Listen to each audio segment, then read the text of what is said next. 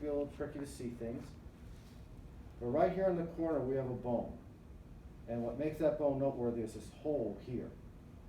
That hole is the nasolacrimal canal, also simply called lacrimal canal. Lacrima is the Latin word for tears. And that's where you cry from. You cry from the corner of your eyes. In fact, what happens is you're making fluid, tears, all the time. They lubricate your eye. The fluid moves towards the corner and goes down this hole into your nose. And that's what helps to keep your nose moist so you can moisten the air coming in when you breathe. It's also why when you cry, your nose runs. Because all that mucus is being broken up by all the fluid going in there. So, lacrimal canal, teardrop shaped groove going into it, lacrimal sulcus, sulcus means groove. And then the bone that it's all part of is called the lacrimal bone, which isn't too bad. Everything's 3D, right? So this is frontal bone with the post-orbital process, frontal bone here. Right? Don't forget 3D. If I flip it over, frontal bone here, frontal bone here. All right? Don't fall for those tricks that I do. So one of the bones some of you have trouble with is the sphenoid. Who took human anatomy? Somebody here? Yeah. So remember how the sphenoid was a really weird looking bone? It was like everywhere? Yeah. That's because it's actually a bunch of bones that fuse together in humans, but in other mammals it doesn't fuse. So if we're looking down here, here's our basi-occipital we saw before, right? This bone here in front of it, basi-sphenoid. The bone in front of it, singular here, presphenoid. The bone on the side here, allosphenoid. And the reason why it's called allosphenoid, there's two reasons actually. When we look at it, actually this one shows it well. When we look at the allosphenoid here, it has a prominent wing-like process on it, right? That's called the pterygoid process. Pterygo means wing-like. It also has a hook at the end of that pterygoid process called the pterygoid hamulus. Remember your carpal bones. Hamma refers to hook. All right, so that's part of the allosphenoid. It's got a wing-like structure here. Again, allo meaning wing also. But if you look in the eye socket, it also curves up here to give you a wing-like structure. So it's got two wings in effect, so allosphenoid. And in front of it, this bone here in the orbit that has the optic canal and this big opening, orbitosphenoid. So orbitosphenoid, allosphenoid, basisphenoid, and presphenoid would have been right here. Okay, what about the roof of the mouth? So looking at the roof of the mouth, we have the maxilla fold in, and that's going to give us the palatine palate for the roof of the mouth. Palatine process the maxilla. Here we see the palate, secondary palate right there. The holes in the front, anterior palatine foramen. Holes in the back, posterior palatine foramen. But for Ryan, he learned this in humans, there's just one hole. And it's behind the incisor, so in human anatomy we call this the incisive foramen. And that's that seam where the bones fuse together, which we'll talk more about this in a future lecture, but Nick already knows, complete secondary palate. Only mammals and crocodiles have that.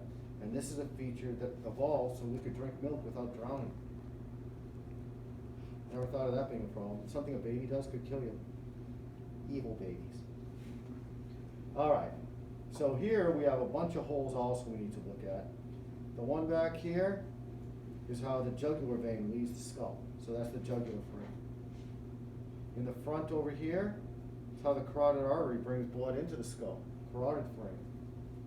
Those are the kind of easy ones, but hard to see. These four have similar names, and they're in a row. I'm not sure how well you can see that. I'm not looking at it. Okay, right. So the first one is for the optic nerve. That's the optic canal. Second one is just as big. It really should be bigger in humans, it is. This is a crevice-like opening that lets blood vessels nourish the retina. Your retina is really an outgrowth of your brain, so it needs a lot of oxygen to function. So this is an opening called the orbital fissure that allows blood vessels to get to the optic nerve. In humans, we got a superior and inferior one. It looks like a V in each eye socket. In fact, if we look at it together, it looks like an old X-Men comic book cover with a big X in the middle of the face. Now we get to the fun one. So, optic, orbital, OO. This round one is rotundum, rotund meaning round, and the oval one after it is ovale. So it goes OORO. Optic canal, orbital fissure, rotundum, ovale. Okay? Here we see another pair of openings that are below the orbit, infraorbital foramen. Kitty cat doesn't have much of a forehead compared to a human, especially like a big lining forehead like mine. We have a hole above the orbit also called supraorbital foramen. But they don't have that because they don't have the forehead shape we do. Okay, let's see, anything else I might, oh yeah, internal. So looking on the inside here, sagittal section, there's our nasal cavity. See all these convolutions here? That's the surface of the brain. It left an impression on the inside of the skull. It's kind of neat when you think about it. Anyways, we were looked at the ethmoid, perpendicular plate of the ethmoid here, cribriform plate of the ethmoid. Now we're on our frontal parietal. But we'll notice a wall of bone here. And this wall of bone isn't found in human skulls. It divides the cerebrum from the cerebellum. It's called the tentorium. This disc-shaped structure here is the densest bone in your body. It's called the Petros bone. Petros from Peter. In the New Testament, Peter was named the rock, right? So rock being dense. This hole, well, on the other side, we saw external auditory canal, so sound waves can come in, right? Now we need to get that information from the inner ear to the brain. So that's the internal auditory canal. And that's how the 8th cranial nerve brings auditory information to the brain. This is one that people have trouble with, but again, 3D. So here's our presphenoid, here's our basisphenoid, basioccipital, and on the basisphenoid we have a structure here that's shaped like a saddle. There's the back of the saddle, there's where his little butt would go, there's the pommel. That's called sella turcica, which is Latin for the Turkish saddle. Turkish warriors would use high back saddles because they use lances from the back of the horse, so when you're stabbing someone or something, if you don't have a high back, you're going to fall off the horse, which usually ends up you getting killed.